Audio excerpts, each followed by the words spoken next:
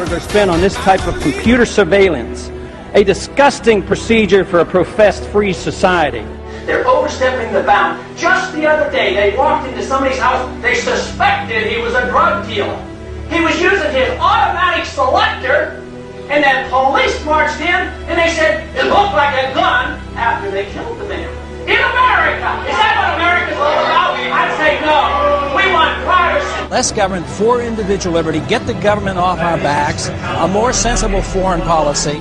I'm very disappointed that so far in this Congress we have not yet seen any sincere effort to cut any spending. There's something wrong here that could and should be adjusted with decreased spending, not raising taxes, and not further robbing the Social Security Trust Fund. The more we threaten, the more we intimidate, the more we want to bomb people, the more we're leading into another fiasco like Vietnam. We trade with Vietnam now. That's a much better way than trying to impose our will on Vietnam by going over there and dropping bombs. So I would say that this just points out again that we have a very, very poor foreign policy in the Middle East. I wish the Congress would address the unconstitutionality of presidents waging war. That, to me, is a lot more serious than Monica Lewinsky, let me tell you. The corporations are in bed with the government. Peace and harmony can never be achieved by bombs and intimidation. Mr. Speaker, over the last 3 to 4 years, I've come to the floor on numerous occasions trying to sound a warning about both our foreign policy and our monetary policy. The cause is the Federal Reserve. The cause is the problem is the Federal Reserve has been granted authority that is unconstitutional to go and counterfeit money. And until we recognize that and deal with that, we will continue to have financial problems. The Federal Reserve credit created during the last 8 months has not stimulated economic growth in technology or the industrial section, but a lot of it ended up in the expanding real estate bubble. This too will burst, as all bubbles do. During the next decade, the American people will become poorer and less free. I do not see any reason whatsoever to take young men and young women and send them 6,000 miles off to a land to attack a country that has not committed any aggression against this country. War is not popular. People get killed and body bags end up coming back. I don't want anybody's legs shot off for some reason that is not justified, and it's not a declared war. I think that should be the litmus test of everybody in this country and everybody over on the Hill, too. If this war is worth fighting, are you willing to go and lose your legs, lose your life, or send your kids or send your grandkids? Will our country become freer, richer, safer, and more peaceful? Or will we continue to suffer from lost civil liberties, a stagnant economy, terrorist threats, and an expanding war in the Middle East and Central Asia?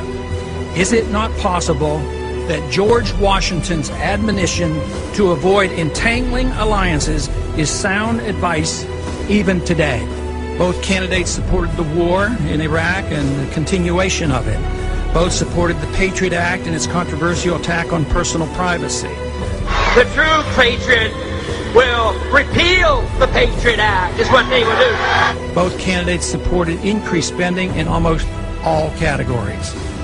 I'm the most conservative member here. I have voted, against more spending and wasting government than anybody else. Freedom, prosperity, and peace. Just come home. We just marched in. We have allowed our nation to be overtaxed and overregulated and overrun by bureaucrats. The founders would be ashamed of us for what we're putting up with.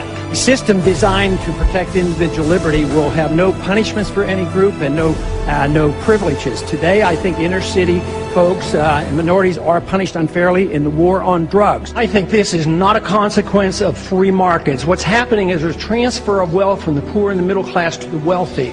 This comes about because of a monetary system that we have.